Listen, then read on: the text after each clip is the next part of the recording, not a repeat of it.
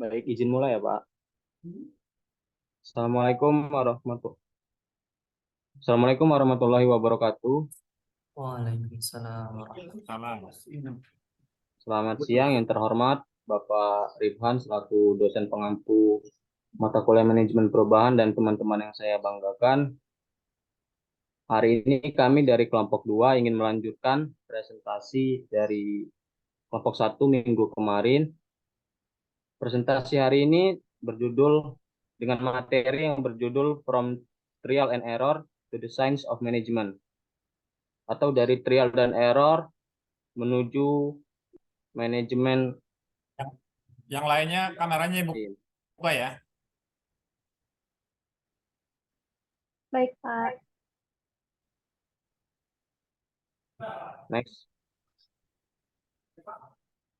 Sebelum menyampaikan materi, izinkan saya memperkenalkan anggota kelompok terlebih dahulu.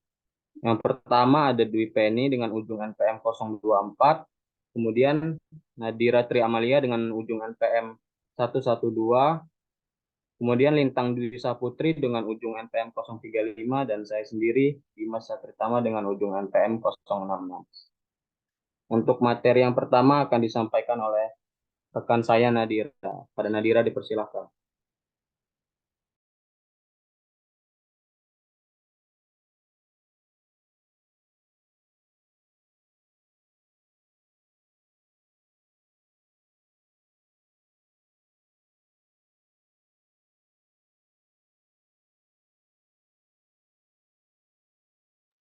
Silakan siapa Nadira?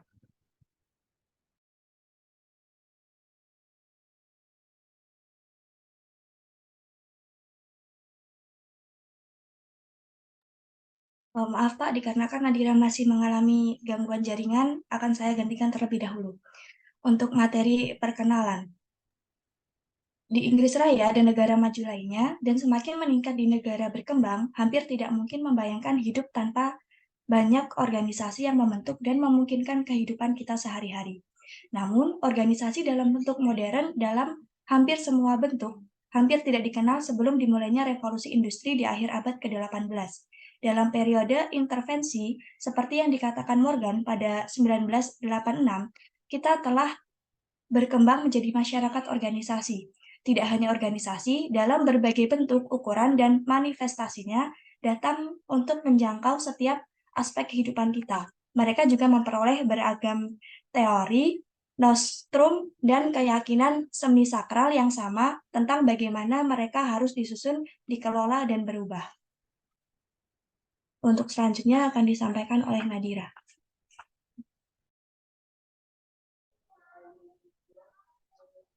Oke, baik.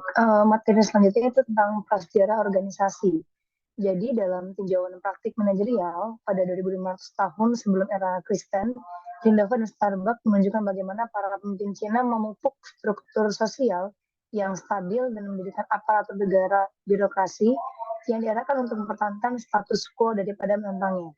Nah, makna dari status quo ini sendiri adalah orang-orang yang cenderung menentang setiap perubahan atau singkatnya orang-orang yang anti perubahan.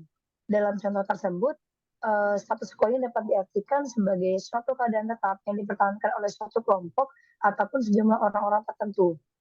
Nah, selanjutnya, meskipun Weber pada 1948 melihat birokrasi sebagai pendekatan modern untuk mencapai ketertiban, prediktabilitas, dan kontrol, contoh Cina ini menunjukkan bahwa bukan itu hanya masalahnya, juga bukan contoh yang terisolasi. Kita juga dapat melihat preferensi stabilitas ini di seluruh dunia kuno. Di Mesir, Yunani, dan Roma, struktur hukum dan praktik negara, serta norma sosial seperti pemujaan luhur dan penghormatan terhadap usia, memajukan tradisi dan stabilitas di atas kebaruan dan perubahan. Nah, seperti yang dicatat oleh Robbins, preferensi untuk organisasi juga bertipe birokrasi ini dapat ditemukan dalam Alkitab. Oke, next slide.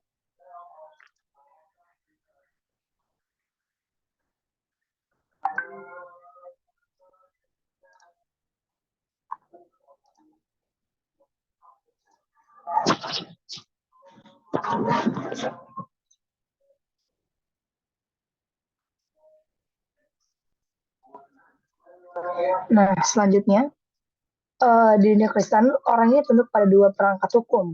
Ada hukum ilahi, dilindungi dan dipromosikan oleh gereja Katolik, dan juga hukum manusia. Ini ditegakkan oleh pemerintah sipil 1977. Namun, keyakinan ini adalah bahwa penguasa sipil ini ditunjuk oleh Tuhan dan hanya tunduk pada. Oleh karena itu, hukum manusia ini dipandang tunduk pada hukum ilahi. Nah, ini diabadikan dalam doktrin hukum kodrat yang menyatakan bahwa ada aturan perilaku tertentu yang harus dipatuhi manusia, terutama ketaatan pada hukum Tuhan seperti ditentukan oleh gereja. Nah, ada beberapa hal tersebut yang merujuk pada perkembangan, para kondisi dan aspek-aspek awal yang membentuk dasar organisasi modern seperti yang kita kenal saat ini. Yang pertama, adanya perkembangan ekonomi dan perdagangan awal. Yang kedua, kerajaan dan kekaisaran. Yang ketiga, ada korporasi awal. Keempat, ada revolusi industri. Yang terakhir, ada pengaruh nilai dan budaya. Oke, next slide. Nah, selanjutnya di sini ada munculnya perdagangan dan lahirnya pabrik.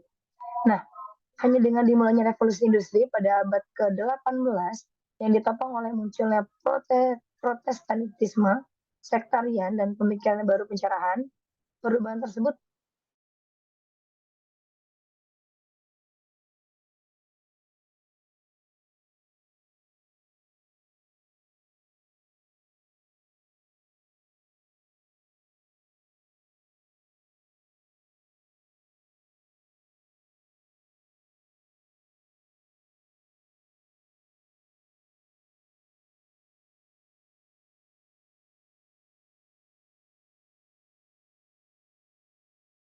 adalah komentar dari Martin. Upah naik dan para pekerja ini bersikeras mengambil sebagian dari keuntungan mereka dalam bentuk waktu luang yang lebih besar. Nah, betapa masuk akalnya hal ini dari sudut pandang mereka sendiri bukanlah cara yang baik bagi seorang kapitalis dan yang giat untuk maju. Oke, materi selanjutnya saya kembalikan kepada moderator. Baik, materi yang selanjutnya akan disampaikan oleh Dwi Penny. Pada Dwi Penny dipersilahkan. Baik, untuk materi yang selanjutnya yaitu mengenai hubungan antara majikan dan karyawan. Majikan di Inggris itu mendasarkan sikap mereka terhadap karyawan pada dua proporsi dasar. Nah, yang pertama, tenaga kerja tidak dapat diandalkan, malas, dan hanya akan bekerja jika dikontrol dan diawasi dengan ketat.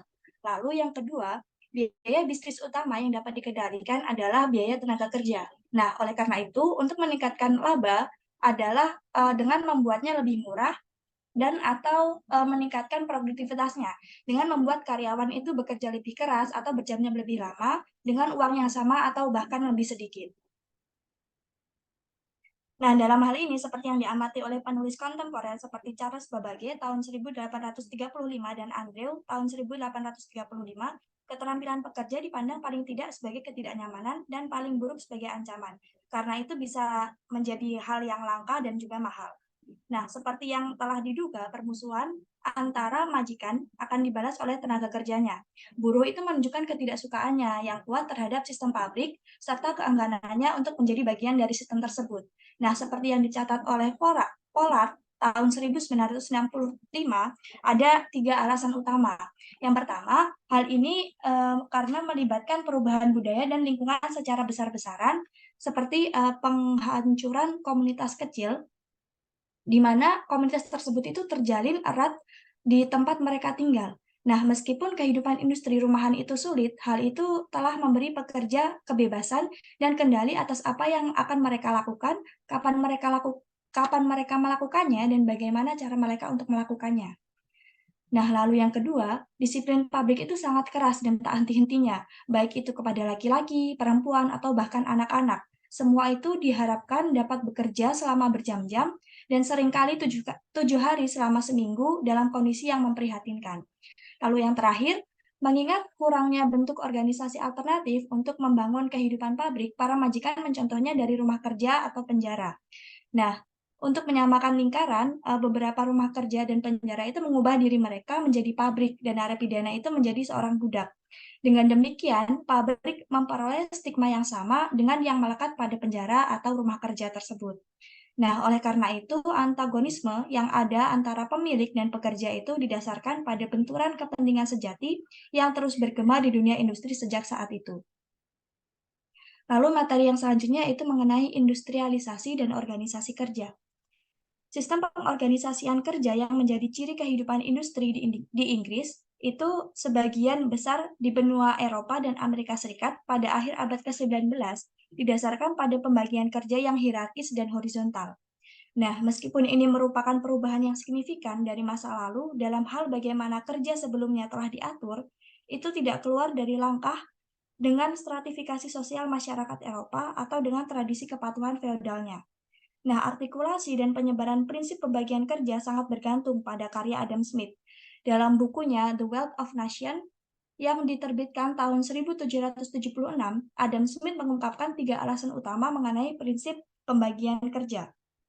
Nah, dia menunjukkan bahwa sebuah PIN itu sebelum membahas mengenai prinsip pembagian tenaga kerja itu, Adam Smith itu menggunakan contoh pembuatan PIN yang sekarang terkenal untuk mengilustrasikan apa yang dia lihat sebagai keuntungan dari pembagian kerja tersebut. Nah, dia menunjukkan bahwa sebuah PIN itu dapat dibuat oleh satu orang yang sama atau dengan sejumlah orang yang berbeda dengan masing-masing berspesialisasi dalam satu aspek produksinya. Nah, untuk hal itu, Adam Smith mengungkapkan 3 alasan utamanya mengenai prinsip pembagian kerja dengan alasan ketigalah yang menurut Adam Smith yang paling efisien. Yang pertama, seorang pekerja yang terus-menerus melakukan satu tugas sederhana akan dengan cepat memperoleh ketangkasan yang lebih besar daripada pekerja yang melakukan berbagai tugas. Yang kedua, ini menghindari hilangnya waktu yang diperlukan oleh satu orang yang berpindah dari satu tugas ke tugas lainnya. Dan yang ketiga, pemusatan perhatian pada satu tugas khusus mengarah pada penemuan mesin yang membantu produktivitas tenaga kerja dan memungkinkan satu orang melakukan pekerjaan yang sebelumnya dilakukan oleh banyak orang. Nah, seiring berjalannya abad ke-19, pendekatan terhadap organisasi kerja ini menjadi lebih berkembang dan tersistemasi. Nah, Charles Babbage pada tahun 1835 mengembangkan sebuah metode penerapan prinsip pembagian kerja ke dalam analisis rinci pekerjaan apapun. Dia menekankan perlunya dan keuntungan membagi tugas di dalam sebuah pekerjaan. Nah, dia membayangkan 3 kelas yang digunakan dalam proses kerja.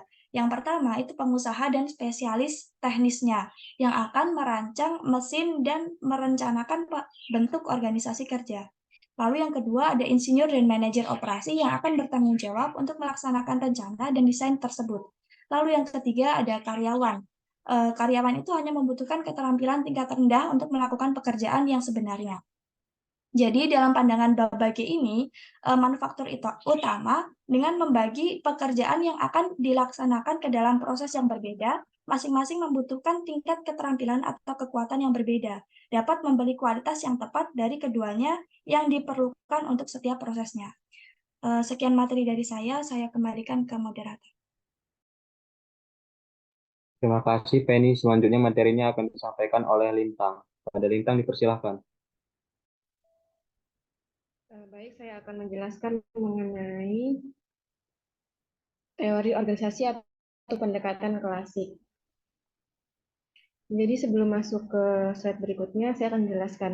Jadi pada akhir abad ke-19, banyak manajer melihat kebutuhan yang jelas untuk menggantikan pendekatan rule of thumb terhadap desain dan manajemen organisasi dengan pendekatan yang lebih konsisten dan menyeluruh di seluruh organisasi yang dapat mengontrol perilaku pekerja secara efektif. Nah, hal ini tentu saja terjadi di Amerika Serikat, di mana pertumbuhan yang eksplosif dan tenaga kerja yang menderita gegar budaya telah menciptakan tekanan sosial berbahaya yang mempertanyakan legitimasi kekuasaan manajerial dan bahkan sistem kapitalis itu sendiri. Nah, ini juga berlaku di Eropa. Legitimasi kekuasaan manajerial meskipun Eropa mengalami industri yang lebih awal, ia tidak harus menghadapi peningkatan ukuran dan kompleksitas kehidupan bisnis, tetapi juga menghadapi tekanan kompetitif yang besar dan tidak terduga dari Amerika Serikat. Nah, dari seluruh industrial ini, kelompok manajer dan spesialis teknik membentuk masyarakat terpelajar mereka sendiri untuk bertukar pengalaman dan untuk mendiskusikan masalah umum untuk mencari solusi secara ilmiah. Nah, ini menemukan satu cara terbaik, yaitu dari upaya ini muncul apa yang kemudian disebut pendekatan klasik ini untuk desain dan manajemen organisasi. Nah, seperti namanya, pendekatan ini sangat bergantung pada apa yang telah terjadi sebelumnya, mengambil dari penulis seperti Adam Smith dan praktisi seperti Josiah Wedgwood, dan membiarkan ide mereka dengan pengalaman, pandangan, dan eksperimen kontemporer. Slide-nya nggak berubah-ubah, slide-nya. Next slide. Nah, di pendekatan klasik ini atau pendekatan ilmiah rasional dicirikan oleh 3 proporsi umum. Yang pertama ada organisasi adalah entitas rasional, yang kedua ada desain organisasi adalah ilmu, dan yang ketiga adalah manusia dalam makhluk ekonomi. Nah, organisasi adalah entitas rasional adalah mereka adalah kelompok individu yang melalui organisasi ke dalam struktur yang sangat formal. Ini teridentifikasi dan efisien, mengejar tujuan yang relatif spesifik, dan menampilkan perilaku memaksimalkan hasil. Lalu yang kedua ada desain organisasi dalam ilmu. Nah, melalui pengalaman, pengamatan, dan percobaan, telah ditetapkan bahwa ada satu bentuk organisasi universal terbaik untuk semua jenis pekerjaan dan organisasi, yang membentuk perilaku manusia untuk kebutuhan efisiensi organisasi. Lalu yang ketiga ada manusia adalah makhluk ekonomi. Nah, ini mereka semata-mata dimotivasikan oleh uang. Orientasi instrumental ini berarti bahwa mereka akan berusaha mencapai imbalan maksimum untuk pekerjaan minimum dan akan menggunakan kekuatan tawar apapun yang dimungkinkan oleh keterampilan atau pengetahuan mereka untuk tujuan ini. Nah, oleh karena itu, melalui pembagian kerja dan fungsi secara hierarkis dan horizontal, pekerjaan harus dirancang dan disusun sedemikian rupa untuk meminimalkan keterampilan dan kebijaksanaan individu untuk memaksimalkan kontrol manajemen. Next slide. Nah, pada intinya, pendekatan klasik ini tuh berupaya mengatur perilaku pekerja melalui penghapusan kendali mereka atas proses kerja, peningkatan pembagian kerja, standarisasi kerja, pengawasan ketat, dan insentif keuangan. Next slide. Nah, selanjutnya itu ada manajemen ilmiah Frederick Taylor. Nah, Frederick Winslow Taylor adalah seorang insinyur mekanik nih asal Amerika Serikat yang terkenal atas usahanya meningkatkan efisiensi industri. Nah, beliau juga dikenal sebagai bapak manajemen ilmiah dan merupakan pemimpin intelektual dari gerakan efisiensi. Next slide. Nah, dalam manajemen ilmiah Frederick Taylor ini, scientific management atau dalam bahasa Indonesia yang disebut manajemen ilmiah, ini pertama kali dipopulerkan oleh Frederick Winslow Taylor dalam bukunya yang berjudul Principles of Scientific Management pada tahun 1911. Dalam bukunya itu, Taylor mendeskripsikan manajemen ilmiah sebagai penggunaan metode ilmiah untuk menentukan cara terbaik dalam menyelesaikan suatu pekerjaan. Next slide. Nah, dalam buku tersebut, Taylor merangkum metode-metode yang ia lakukan dalam 4 buah prinsip. Yang pertama itu, kembangkan ilmu pengetahuan untuk setiap pekerjaan. Tinggalkan rule of thumb. Nah, rule of thumb ini maksudnya adalah yang dari sananya tuh udah begitu gitu. Jadi tinggal mengikuti. Dengan kata lain, sistemnya dari sananya udah begitu, jadi itu harus ditinggalkan. Yang kedua ada pilih secara saintifik, lalu batasan ya. Rule of thumb itu batasan-batasan. Iya, baik, Pak. Lalu yang selanjutnya ada pilih secara saintifik, lalu latih, ajar, dan kembangkan pekerja. Nah, ini juga memilih pekerja itu harus berdasarkan alasan rasional, bukan atas dasar kekerabatan atau saling kenal gitu. Yang ketiga ada bekerja sama dengan pekerja untuk memastikan pekerjaan dilakukan sesuai hasil riset. Yang berarti hasil riset itu jangan hanya ada di jurnal atau dalam buku, tetapi juga diterapkan dalam sebuah perusahaan. Lalu yang keempat ada pembagian tugas dan tanggung jawab yang merata antara pekerja dan manajemen terkait pekerjaan yang dilakukan. Kalau zaman dulu itu tanggung jawab pekerja hanya pekerja gitu. Nah, sekarang dibagi secara merata antara tanggung jawab pekerja dan manajemen. Selanjutnya saya silakan kepada moderator. Baik, selanjutnya akan saya teruskan. Sini kita membahas tentang Gilbert dan studi gerak. Frank B. Gilbert dan istrinya, yaitu Lillian M. Gilbert, adalah dua tokoh utama dalam pengembangan studi gerak dan manajemen ilmiah. Mereka merupakan pionir dalam menerapkan konsep-konsep ilmiah untuk meningkatkan efisiensi dan produktivitas dalam berbagai proses kerja. Studi gerak adalah pendekatan sistematis untuk memahami gerakan manusia dalam melakukan tugas-tugas tertentu. Frank dan Lillian Gilbert mengembangkan metode untuk menganalisis gerakan manusia dalam pekerjaan sehari-hari dengan tujuan untuk mengidentifikasi cara-cara terbaik untuk meningkatkan efisiensi dan mengurangi kelelahan kerja. Mereka mengidentifikasi gerakan-gerakan dasar yang diperlukan dalam sebuah tugas dan mengurangi gerakan yang tidak perlu atau repetitif. Next. Nah, kontribusi yang telah mereka lakukan ada beberapa kontribusi, yaitu yang pertama, studi waktu dan gerak. Mereka mengembangkan metode untuk merekam dan menganalisis waktu yang dibutuhkan untuk setiap gerakan dalam satu tugas. Ini membantu dalam mengidentifikasi langkah-langkah yang bisa dihilangkan atau disederhanakan. Kemudian, elemen gerak tersederhana. Mereka memecah tugas-tugas menjadi elemen gerak tersederhana. Dengan mengidentifikasi gerakan-gerakan dasar, mereka dapat merancang ulang proses untuk mengurangi gerakan yang tidak perlu. Kemudian, penyederhanaan alat dan lingkungan kerja. Gilbert juga fokus pada merancang alat-alat dan lingkungan kerja yang ergonomis, sehingga pekerjaan menjadi lebih efisien dan nyaman bagi pekerja. Kemudian melakukan pelatihan karyawan.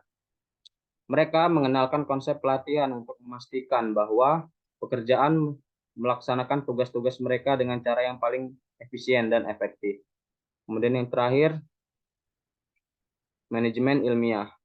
Konsep-konsep yang dikembangkan oleh Gilbert dan istrinya memberikan landasan bagi pengembangan manajemen ilmiah yang mengedepankan pendekatan ilmiah dalam pengaturan tugas, pelatihan, dan peningkatan efisiensi dalam organisasi. Next. Selanjutnya adalah Henry Fayol dan prinsip-prinsip organisasi.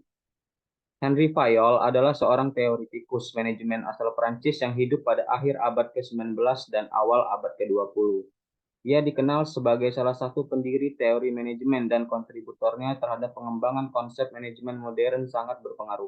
Salah satu kontribusi terbesar Fayol adalah pengembangan prinsip-prinsip organisasi yang membentuk dasar-dasar manajemen administratif.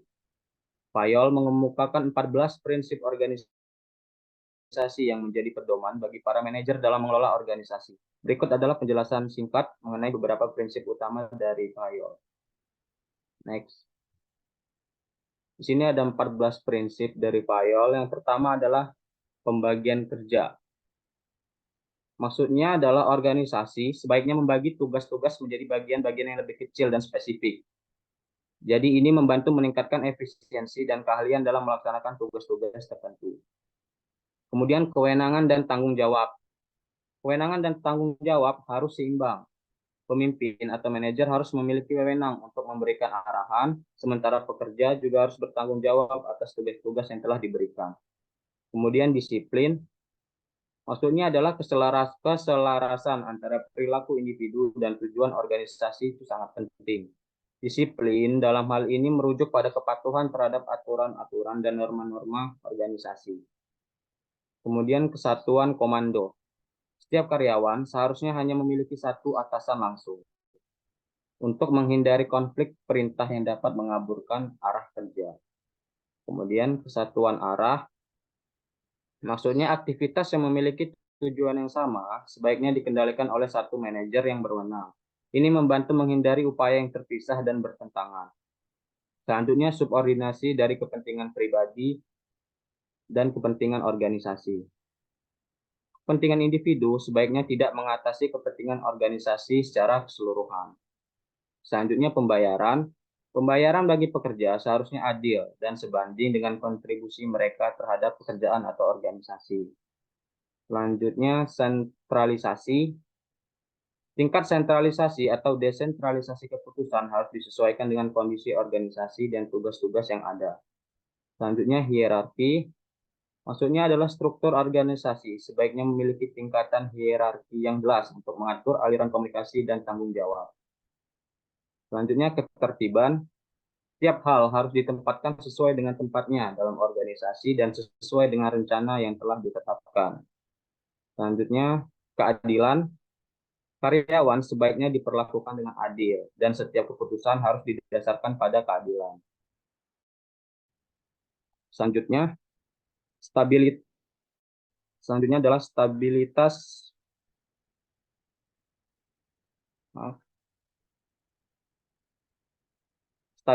masa kerja personel. Umumnya, organisasi yang makmur itu memiliki tim manajerial yang stabil. Kemudian, inisiatif, maksudnya merupakan sumber kekuatan bagi organisasi dan harus didorong dan terus dikembangkan. Selanjutnya adalah yang terakhir, semangat korps.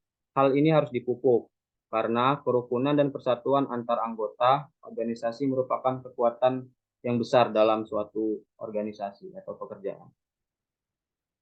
Next. Oke, mungkin itu saja yang dapat kelompok kami sampaikan. Lebih kurangnya mohon maaf. Jika ada teman-teman yang ingin bertanya, dipersilahkan. Oke, silakan yang mau bertanya. Jadi chapter ini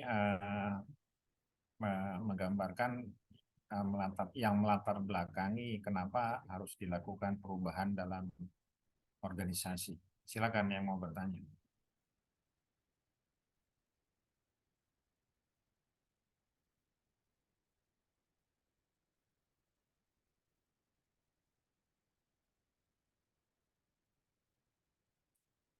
Oke, itu ada si Eka Ardiansah bertanya, apakah pendekatan klasik masih relevan dalam era modern yang tentunya semakin kompleks dan dinamis?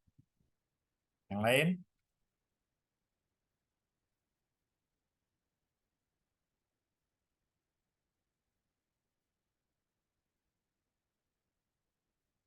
Izin bertanya pada kelompok 2. Ya, silakan Niki. Sebelumnya izin perkenalkan, nama saya Niki Oktavianes dengan ujung NPM 013. Tadi kan sempat dijelaskan oleh teori yang terakhir ya, ada keadilan, salah satu poin dari ke-14 itu. Sedangkan kita tahu nih, keadilan itu biasanya emang sumbernya malah terjadinya dari atasan kita kan. Kita merasa atasan kita ini emang tidak adil gitu. Nah, terus kita merasakan itu, kita protes nih. Kita protes secara halus dulu itu kan pertamanya. Terus diperlakukan tidak adil, kita protes lagi tapi tetap tidak ada respon. Itu sebaiknya langkah apa gitu kita sebagai karyawan yang mengalami ketidakadilan tersebut. Terima kasih.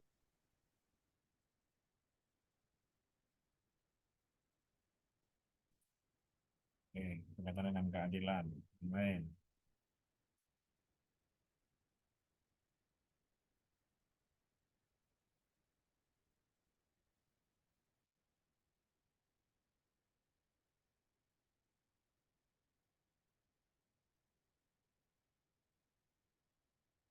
Nah, coba slide-nya ditayangkan lagi. Sebentar, Pak. Dimas atau Penny? Ya, di beberapa slide yang sembari nunggu yang bertanya ya, atau sembari kelompok menyiapkan jawabannya. Terlihat, Pak? Ya, sembari menyiapkan jawaban, saya akan menjelaskan sekilas tentang chapter ini. Chapter ini ada kata kunci yang harus kita perhatikan, yaitu adalah efisiensi. Yang mendorong sampai dengan ke depan, semasa yang akan datang, perusahaan itu selalu mengefisiensikan. Organisasi itu selalu mengefisiensi. Ya. Kata kunci efisiensi itu harus dilakukan untuk mendapatkan kualitas yang bagus, harganya yang murah. Jadi harga murah itu adalah dari pengurangan biaya, tapi perusahaan tidak mengurangi kualitas. Nah, itu adalah dalam konteks manajemen perubahan, itu adalah tujuan kita melakukan manajemen perubahan, tujuan organisasi melakukan perubahan, itu tujuan akhirnya adalah bagaimana organisasi itu mencapai efisiensi. Ya. Efisiensi itu bukan ukurannya biayanya kecil ya, bukan biayanya ukuran kecil, tetapi kalau prinsip ekonomi dengan biaya sekecil-kecilnya mendapatkan pendapatan atau hasil yang tertentu, ya. Begitu juga dengan hasil yang tertentu itu akan membutuhkan biaya yang untuk mendapatkan hasil yang maksimal biayanya pun tertentu. Ya, bukan seperti dulu bahwa prinsip ekonomi dengan biaya sekecil-kecilnya mendapatkan hasil yang sebesar-besarnya. Tapi bukan itu. Nah, ini dengan adanya perkembangan teknologi, ya itu yang namanya efisiensi tidak bisa dihindari, ya. Karena melihat teknologi itu sebagai investasi. Tetapi efisiensi bukan hanya dari bukan hanya dari pembelian alat, tetapi ada beberapa poin-poin ya yang kita pelajari kemarin itu bisa dengan mendesain ulang desain organisasi, ya bisa kita lakukan dengan merubah perilaku. Tapi biasanya efisiensi itu kita lakukan kan perubahan perilaku. Coba dilihat slide yang tadi yang ada 3, coba si file ya, terus bukan terus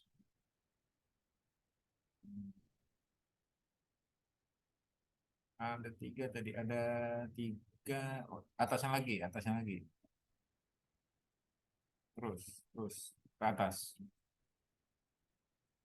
terus terus lagi. Nah, sebelum pendekatan klasik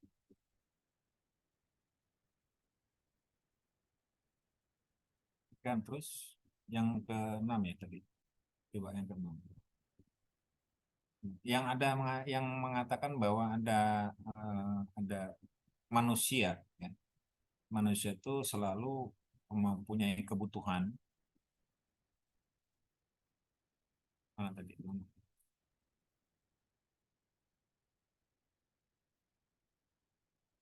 ya itu bawahnya lagi.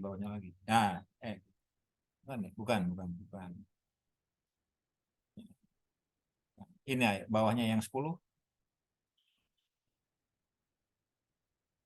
Bukan ya, bukan terus. Nah, ya ini. Ya.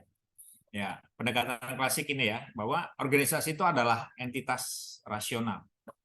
Berarti selama kita melakukan perubahan-perubahan itu yang diterima oleh orang yang ada dalam organisasi atau kita membuat perubahan yang rasional, mungkin orang di dalam organisasi itu akan menerima perubahan.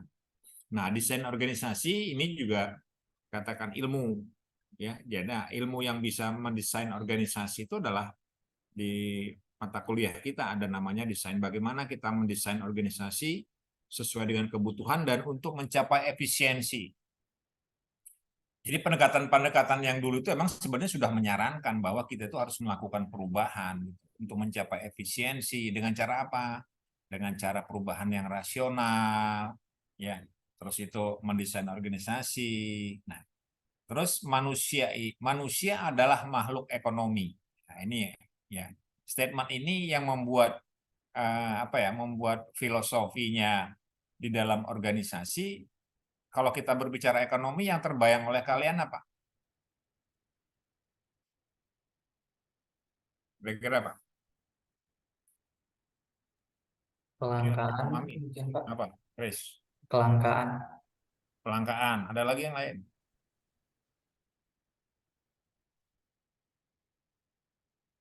Ya.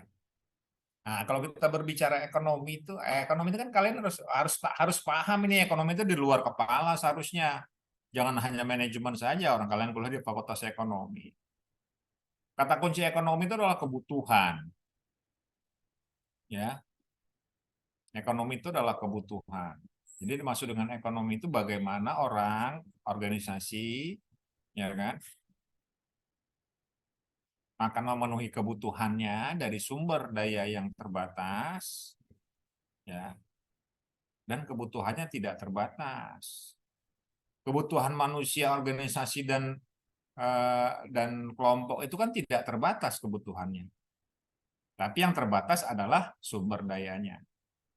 Jadi manusia adalah makhluk yang mempunyai kebutuhan. Siapapun orangnya. Mau karyawan, mau konsumen akhir, ya. Nah, kalau kita berbicara dalam konteks MSDM, manusia di sini adalah orang yang di dalam organisasi. Pinginnya apa? Orang yang ada dalam organisasi kan selalu berubah, ya, selalu ingin praktis, ya kan? Selalu ingin uangnya mendapatkan pendapatan yang besar. Itu sudah ngomong. Tapi kan sumber dayanya terbatas. Ya, sumber dayanya terbatas. Maka itu diperlukan. Jadi pendekatan klasik itu adalah sebagai dasar, ya kan, yang menguatkan, ya kan, kita melakukan perubahan dalam organisasi. Ya. Silakan dijawab pertanyaannya kelompok yang presentasi.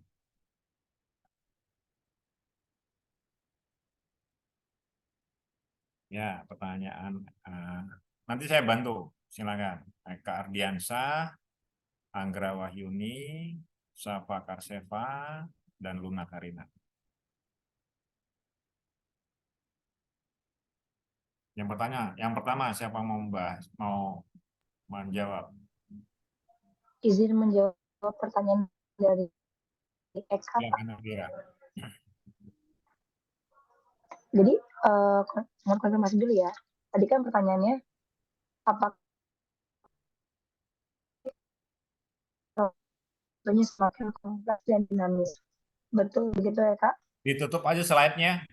Ya, Ben. betul Nadir.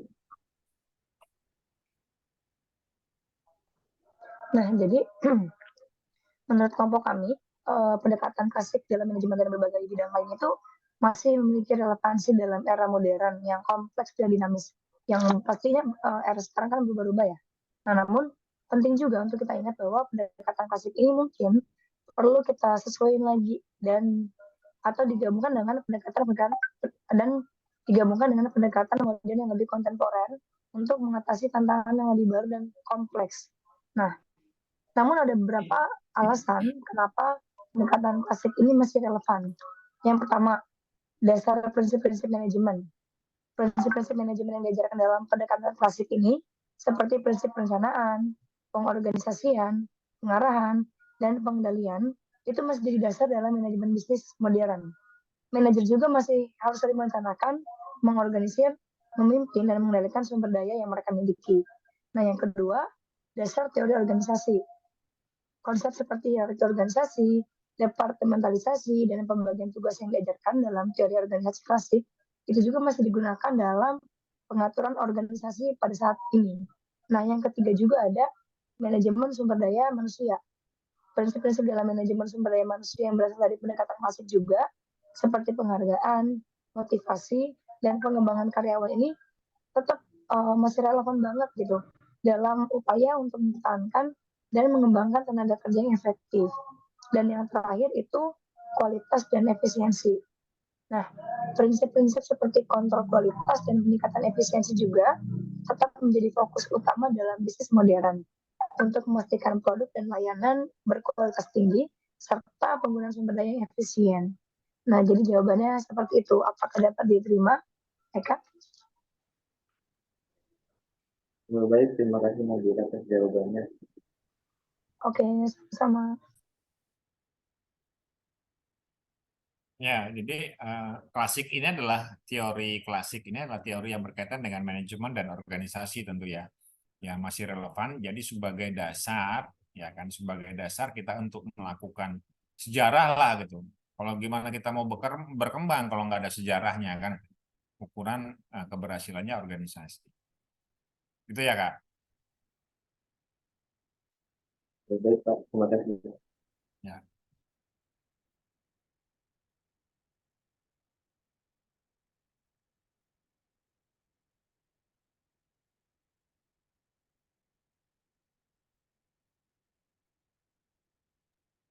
Baik, di sini saya akan menjawab pertanyaan dari Nixi tentang teori keadilan. Pertanyaannya adalah kurang lebih tidak adil karena karyawan protes tapi tidak ada respon terhadap atasannya. Pertanyaannya, langkah apa yang bisa dilakukan karyawan yang mengalami ketidakadilan tersebut? Jadi, menurut saya, yang bisa dilakukan untuk pertama kali itu memang benar mengomunikasikan langsung dengan atasan untuk menjelaskan keprihatinan kita terhadap kondisi yang kita rasakan. Kemudian kalau tidak ada respon, kita bisa melakukan atau mengumpulkan bukti yang dapat mendukung laporan kita kalau tidak ada ketidakadilan. Kalau ada ketidakadilan. Kemudian yang ketiga itu bisa mengomunikasikan terlebih dahulu kepada HRD-nya, tidak langsung pada atasannya. Kemudian yang terakhir mungkin mencari dukungan atau support dari teman atau rekan kerja kita yang pernah mengalami ketidakadilan yang sama. Biasanya mereka dapat membantu langkah-langkah kita selanjutnya. Mungkin itu saja yang bisa saya sampaikan. Apakah cukup? Kalau ada yang kurang, Nixi. Baik, terima kasih Dimas atas jawabannya. Sama-sama. Oke, keadilan itu yang dimaksudkan keadilan dalam pekerjaan itu tidak sesederhana apa yang kita pikirkan ya. Karena kita lihat definisi keadilan itu sangat tergantung dengan situasi, tergantung dengan situasi dalam organisasi. Teman yang jelas hampir ya kalau di luar hampir semua itu mereka pasti punya rasa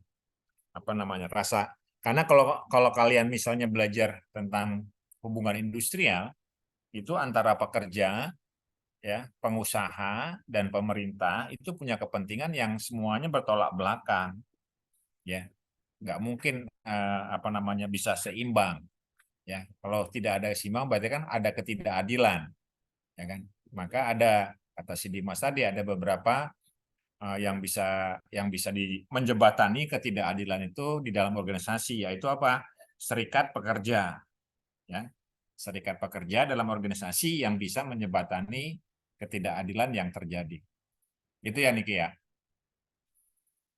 Oke, silakan.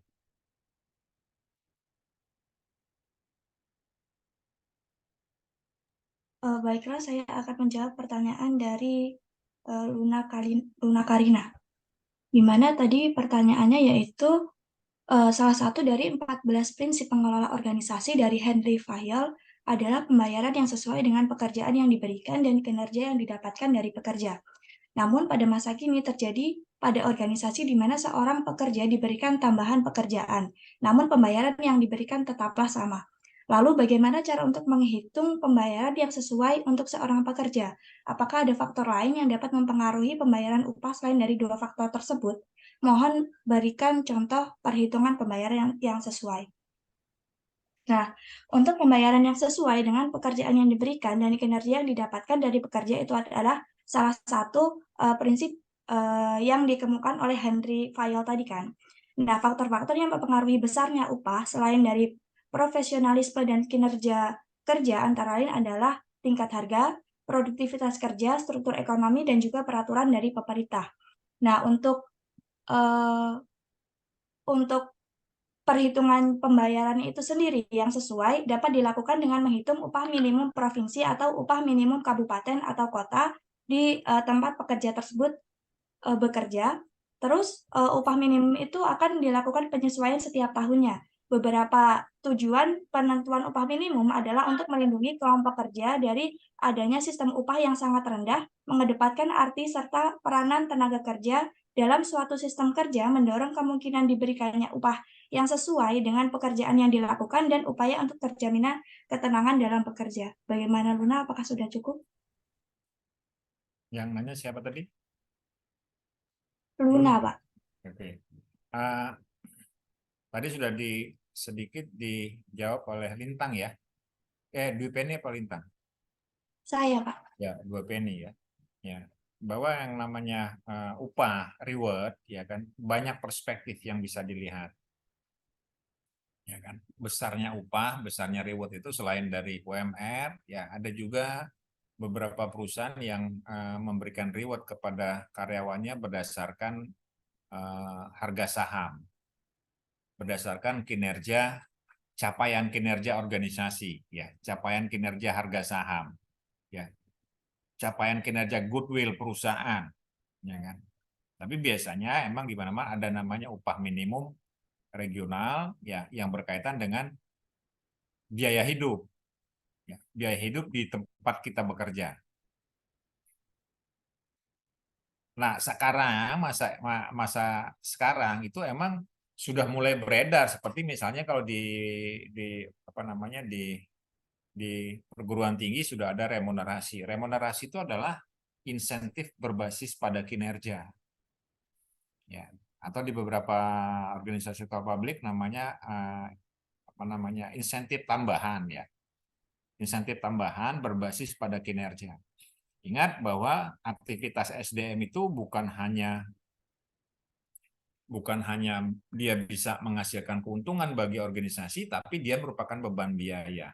Yang saya sudah jelaskan, kalau gaji kita misalnya 1 juta per bulan, maka sehari kita menanggung beban oleh perusahaan, kita menanggung beban biaya yang diberikan oleh perusahaan berapa? 40.000 kalau kita tidak masuk sehari, kan 25 hari kerja. Gaji kita 1 juta, 25 hari kerja, maka kalau kita nggak masuk sehari, maka perusahaan rugi 40.000. Ya kan? Nah, 1 hari kerja terdiri 8 jam, maka kalau kita telat masuk 1 jam, maka perusahaan itu akan rugi sebesar 5.000 rupiah. Nah, itu yang kita lihat. Tetapi untuk meningkatkan itu maka sekarang sudah berkembang namanya merit system itu. Ya. Pendapatan berdasarkan pada kinerja. Kalau kinerjanya karyawan yang memproduksi barang enak kelihatan produktivitasnya. Tapi kalau karyawan yang bekerja dalam bidang administrasi kan sulit. Maka kita lihat dari kinerja. Salah satunya seperti kehadiran, terus itu mengenai capaian target pekerjaan dan sebagainya. Itu ya Luna ya. Kak, berarti kayak kalau untuk kayak penghitungan nominalnya nih misalnya itu nggak ada kayak apa sih kayak standarnya atau gimana gitu ya Pak? Ya ada. Ya, sampai contoh seperti di perguruan tinggi ya, perguruan tinggi. Nah, kalau kita mendapat di jurnal internasional itu ada poinnya. Biasanya dia poin. Ya, poinnya 0 kali 0, sekian ya atau 5 atau 1 itu kan poin. Nah, poin itu dikalikan dengan pengali rupiah. Cara menghitungnya. 1 poin itu misalnya 5.000 rupiah. Masih berarti kalau kita misalnya dapat 10 poin dapat 50 itu di luar dari penghasilan gaji tetap ya yang ditentukan oleh peraturan kementerian ya. Kan berbeda-beda tuh. Kalau untuk perusahaan swasta dia ditentukan oleh besarnya UMR yang ditentukan. Itu di luar UMR. Ya, gaji itu di luar ini. Jadi insentif tambahan. Ya, pendapatan tambahan ya sesuai dengan pekerjaan kita. Gitu ya Luna ya. Jadi tekniknya banyak. Cara menghitungnya banyak. Bisa berdasarkan poin, bisa berdasarkan ranking, bisa berdasarkan rupiah, bisa berdasarkan produk. Ya kan? Kalau dia salesman kan biasanya berdasarkan produk. Ya kan? Semakin dia banyak menjual, maka pendapatan tambahannya akan semakin besar. Kan gitu kan? Jadi banyak tekniknya yang bisa dilakukan. Oke? Pak, izin bertanya lagi, berarti kalau untuk kayak pengali rupiahnya itu kayak itu dibajetin dari perusahaan dari kinerja perusahaannya atau gimana Pak? Oh ya, makanya penentuan insentif besarnya insentif itu tergantung. Makanya dalam kita menentukan reward itu kalau reward umum ya, reward itu bisa kompensasi, bisa gaji, ya kan, bisa insentif, bisa bonus, reward ya.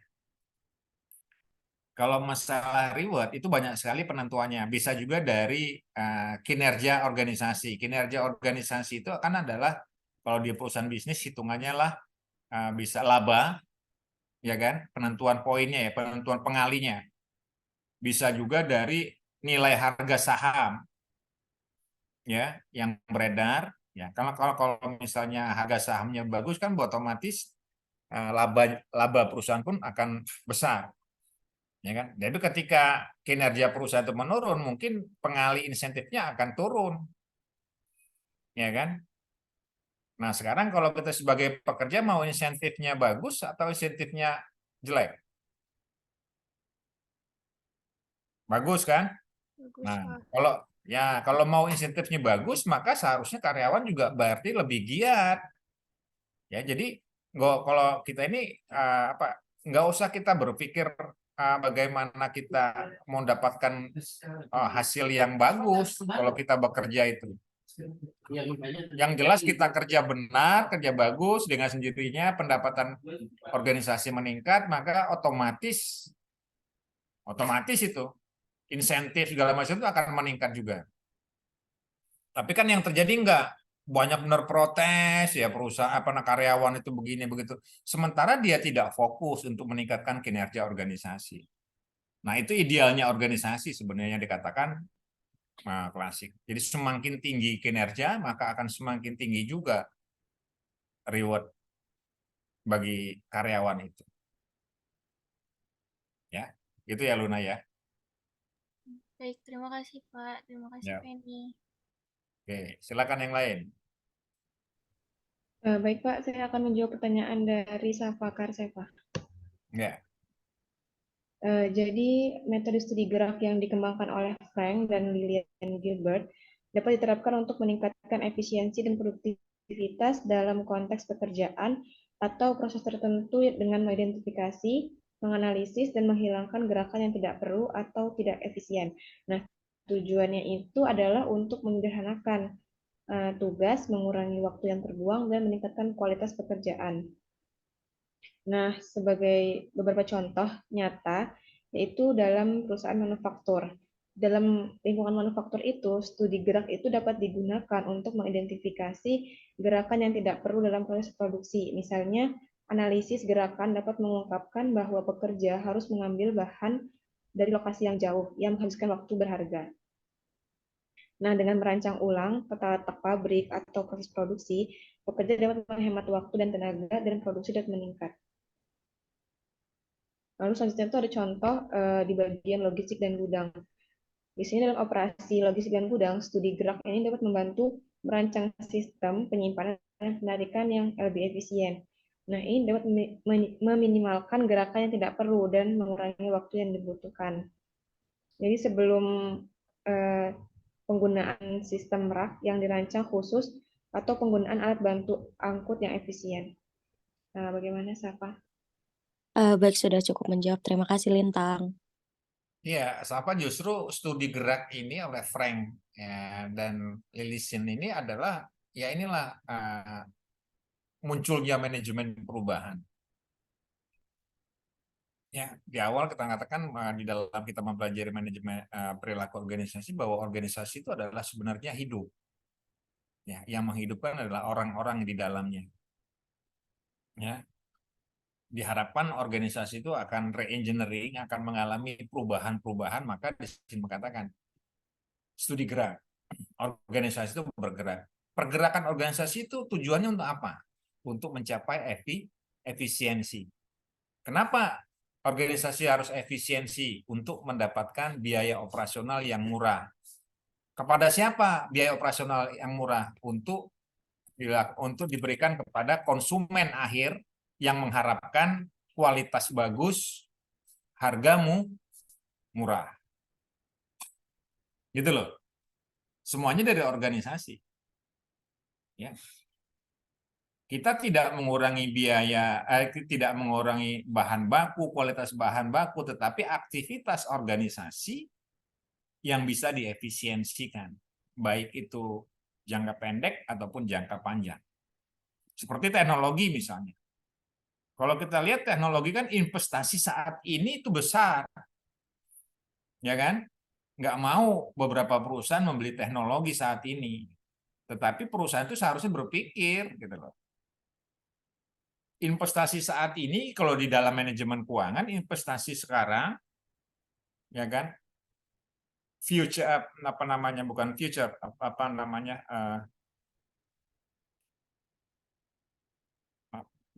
past value, ya kan? Past value nilai sekarang itu dibandingkan sama nilai yang akan datang. Itu sudah jelas dalam manajemen keuangan. Mana kita mau milih? Mau nilai sekarang atau nilai masa yang akan datang? Seharusnya kalau organisasi yang bagus itu adalah kita melihat masa yang akan datang. Gitu lah. Ya. Tujuannya Pak untuk efisiensi.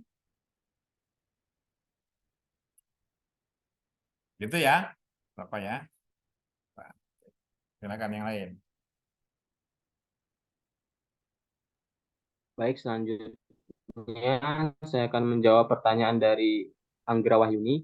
Pertanyaannya adalah tidak sedikit dalam suatu organisasi atau perusahaan yang mana salah satu karyawan, sebut saja karyawan satu, melakukan banyak pekerjaan. Tadi ada poin tentang pembagian kerja. Dalam kasus ini, jika salah satu karyawan, contohnya karyawan 2, mengambil cuti dan yang mengerjakan tugas tersebut adalah karyawan lain atau karyawan satu tadi dengan alasan si karyawan satu ini ahli di bidang tersebut.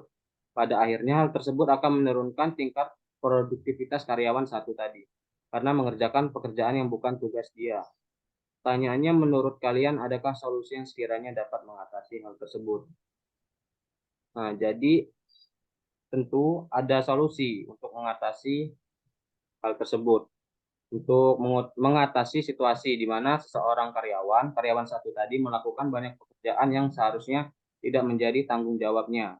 Dan hal ini dapat mengurangi produktivitasnya. Ada beberapa solusi yang bisa saya berikan. Yang pertama itu manajer harus membagi tugas dengan jelas. Organisasi atau perusahaan harus memastikan bahwa tugas dan tanggung jawab setiap karyawan sudah terdefinisi dengan jelas. Nah, ini akan membantu menghindari kelebihan beban kerja pada satu karyawan dan memungkinkan pemberian tugas yang sesuai dengan keahlian mereka masing-masing. Kemudian, yang kedua, bisa melakukan pelatihan dan pengembangan karyawan. Nah, untuk mengurangi ketergantungan pada satu karyawan satu tadi, perusahaan itu bisa menginvestasikan waktu dan sumber daya yang ada itu untuk melakukan pelatihan dan pengembangan karyawan lain. Tentunya dalam bidang yang relevan. Ini memastikan ada lebih banyak sumber daya yang kompeten untuk mengambil alih tugas yang diperlukan. Selanjutnya, pengelolaan waktu yang efisien. Karyawan yang satu tadi dapat memprioritaskan pekerjaan yang benar-benar penting dan mendesain jadwal kerja yang efisien. Nah, ini dapat membantu menghindari penumpukan kerja yang tidak perlu. Jadi dia harus memprioritaskan kerja yang penting dulu. Selanjutnya bisa menciptakan tim kerja yang kolaboratif. Nah, membentuk tim kerja yang berkolaborasi itu dapat membagi tanggung jawab, dapat membantu mengurangi tekanan pada karyawan tunggal. Dalam tim itu tentunya anggota tim dapat saling mendukung dan mengambil alih tugas satu sama lain jika ada yang tidak hadir. Kemudian yang terakhir, bisa melakukan evaluasi kinerja dan umpan balik. Organisasi perlu melakukan evaluasi rutin terhadap kinerja karyawannya untuk mengidentifikasi masalah distribusi pekerjaan dan mencari solusi yang tepat. Mungkin itu yang bisa saya sampaikan. Apakah cukup? Kalau ada yang kurang, Ya, Anggra. kita pernah mendengar namanya OCB, pernah membaca ya? Atau tahu OCB? OCB, Organizational Citizenship Behavior. Ya, jadi perilaku peran ekstra. Yang dimaksud perilaku peran ekstra itu adalah perilaku di luar tanggung jawab pokoknya, tugas pokoknya, dengan cara yang ini tadi, yang dikasuskan oleh Anggra, membantu rekan kerja. Tujuannya apa? Untuk menyelesaikan pekerjaan, baik orang itu ataupun organisasi. Jadi kalau misalnya pekerjaan orang itu enggak, ini mungkin dibantu supaya biar lebih cepat pekerjaannya sehingga kinerja organisasi pun akan lebih baik, kan gitu kan. Nah, itu adalah selain dari itu, kalau dia nanya pembagian kerja, tentu pembagian kerja itu kan sudah ada di job deskripsi. Ya, Tapi biasanya perusahaan itu, ya kan, kalau dia punya kompetensi, ya kan, tentu dia akan dipertimbangkan. Kalau dia cuti harus mencari penggantinya, karena cuti itu adalah hak, ya, cuti itu adalah hak karyawan untuk mengambilnya. Ya. Tapi semuanya itu ada di aturan, ada di aturan perusahaan, ya, yang mengatur hak cuti mereka. Ya kan? Supaya apa? Supaya tidak terjadi ketimpangan pekerjaan yang akan mengganggu dari organisasi itu. Ya, Anggra ya. Baik Pak, terima kasih atas penjelasannya. Oke.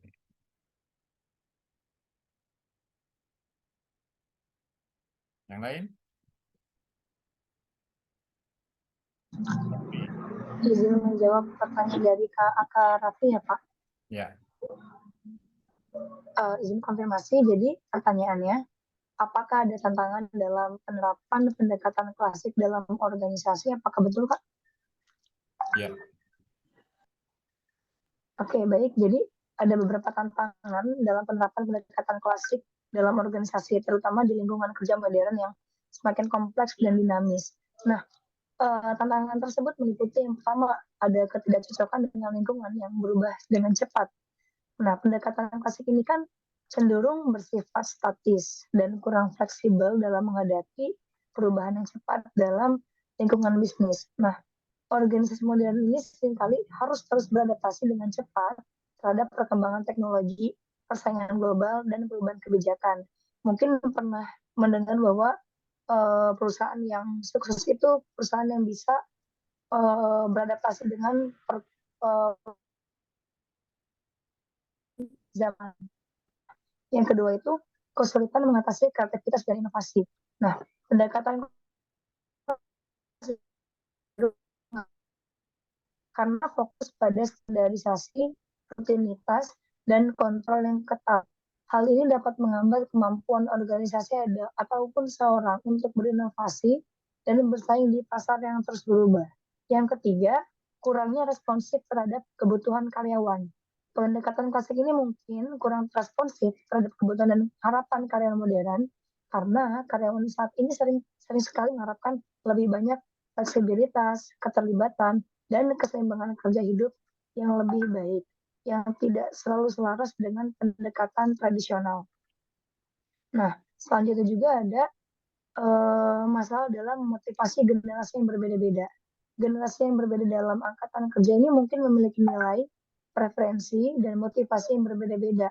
Pendekatan klasik ini mungkin tidak selalu efektif dalam motivasi dan memimpin generasi yang lebih muda, seperti generasi Y, generasi Z yang cenderung mencari makna dan tujuan yang lebih besar dalam pekerjaan mereka.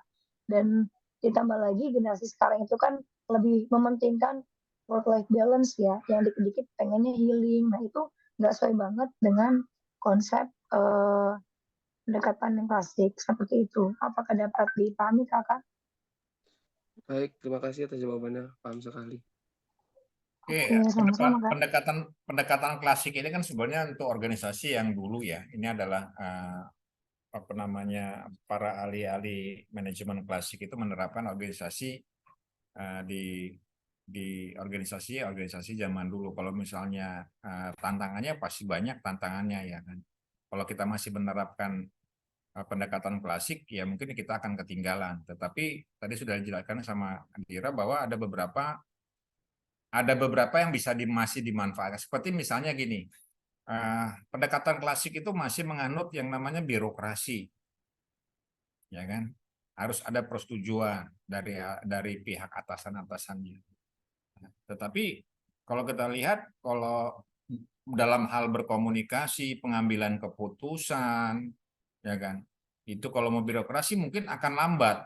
Organisasi itu akan bergerak dengan zaman teknologi. Maka ada beberapa isu, ada beberapa artikel yang mengatakan organisasi itu adalah boundaryless organisasi tanpa tapal batas, ya, organisasi virtual, ya kan, yang tidak ada anggotanya lagi, tidak ada karyawannya lagi, bisa terjadi organisasi virtual.